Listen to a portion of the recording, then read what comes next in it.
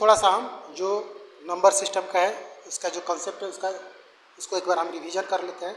Revision यही करना है कि आखिर नेचुरल नंबर क्या होता है। तो स्टूडेंट, नेचुरल नंबर जो होता है वो 1, 2, 3 इस तरह से जो काउंटिंग नंबर है उसको हम नेचुरल नंबर कहते हैं।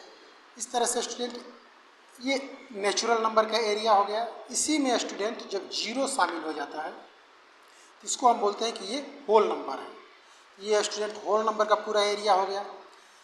इसके बाद स्टूडेंट जब निगेटिव ऑफ नेचुरल नंबर शामिल हो जाते हैं, जैसे -1, -2, -3, -4, ये भी इन्फिनाइट तक होते हैं स्टूडेंट।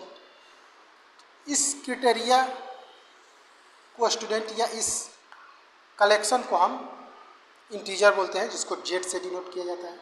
इसके बाद स्टूडेंट अगर हम देखें तो कुछ नंबर जो कि फ्रैक्शनल नंबर होते हैं, अगर इस पूरे कलेक्शन में शामिल हो जाए, जैसे कि -1/2 या 3/5 या बाकी और भी ले सकते हैं, जैसे 6/7। अब यहाँ पे ये जो एक कलेक्शन यहाँ पे स्टूडेंट बन रहा है, इसको हम बोलते हैं रेशनल नंबर, जिसको क्यू से डिनोट किया जाता है। अब इसी में स्टूडेंट कुछ ऐसे भी नंबर होते हैं, जैसे -5, √5, √7, √10। ये स्टूडेंट जो रूट में नंबर है, ये परफेक्ट स्क्वायर नहीं है। यहाँ पर ये एक जो कलेक्शन स्टूडेंट आपके सामने दिखाई देता है, इसको हम जो सबसे बड़ा वाला एरिया है जिसमें ये सभी शामिल है, इस पूरे को हम रियल नंबर बोलते हैं। अब स्टूडेंट बाकी को अगर हम छोड़ दें, ये वाला रूट वाला और रेशनल नंबर का जो पूरा घेरा है, इसी को लेते हैं। इसमें से अगर हम एक नंबर मान लीजिए कि -1/2 को पिक करते हैं, अगर इसको अगर हम देखें तो क्या ये नेचुरल नंबर है? तो नहीं, क्योंकि नेचुरल नंबर जो होता है वो 1 से शुरू होता है, इन्फिनाइट तक जाता है।